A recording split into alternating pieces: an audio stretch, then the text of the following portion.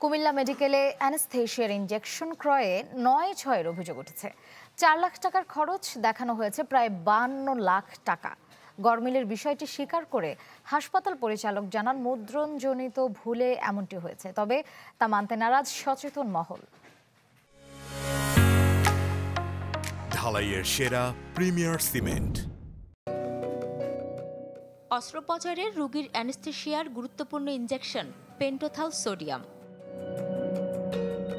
এর এক একটি ভায়েল বাজার মূল্যের প্রায় ১৩ গুণ বেশি দামে কেনার অভিযোগ উঠেছে কুমিল্লা মেডিকেলে। খুচরা বাজারে এক একটি পেন্টোথাল সোডিয়ামের মূল্য ১০১ টাকার বেশি নয়, কিন্তু কেনাকাটার ভাউচারে হাসপাতাল কর্তৃপক্ষ দেখিয়েছে ১,২৯৯ টাকা করে।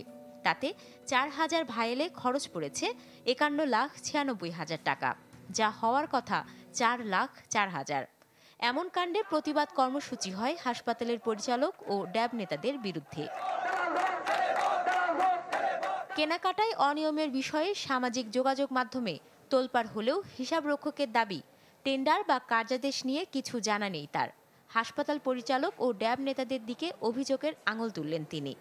বিলের আমি নিশ্চিত করি বিল কপিটা ফেরত আইয়া আমার কাছে একটা কপি আসার কথা, এই কপিটা ডাইরেক্টর আটকে রাখছে।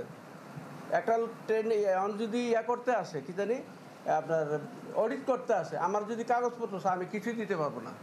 অর্থের হিসাবে গরমিলের বিষয়টি স্বীকার করেছেন সহকারী পরিচালক।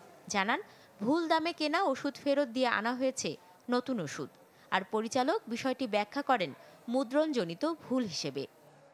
যে ওষুধ ইনজেকশন থায়োপেন্টাল সোডিয়াম ১০১ টাকা ৬০ পয়সা কেনার কথা, বাই প্রিন্টিং মিস্টেক সেটা ১২৯৯ টাকা চলে আসছে। ওটা আমাদের চোখে গোচরীভূত হওয়ার সঙ্গে সঙ্গে আমরা একই স্মারকে প্রতিস্থাপিত করে ১০১ টাকা করে ৪,০০০ স্যাম্পল থায়োপেন্টাল সোডিয়াম কিনেছি। প্রায় অর্ধ কোটি টাকার হিসাব গরমিলকে মুদ্রণজনিত ভুল হিসেবে মানতে নারাজ কুমিল্লার সচেতন মহল। কোনো একটা খাতে বলবেন যে এটার পরিবর্তে এটা হয়েছে, সেটা তো অলরেডি কেনাকাটা হয়ে যায়, কেনাকাটার অর্থটাও খরচ হয়ে যায়।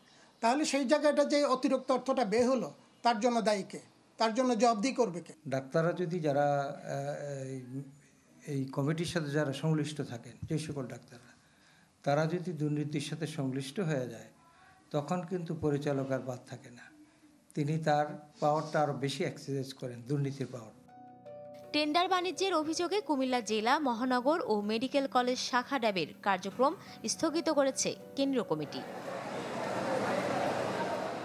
Desk report, channel 24।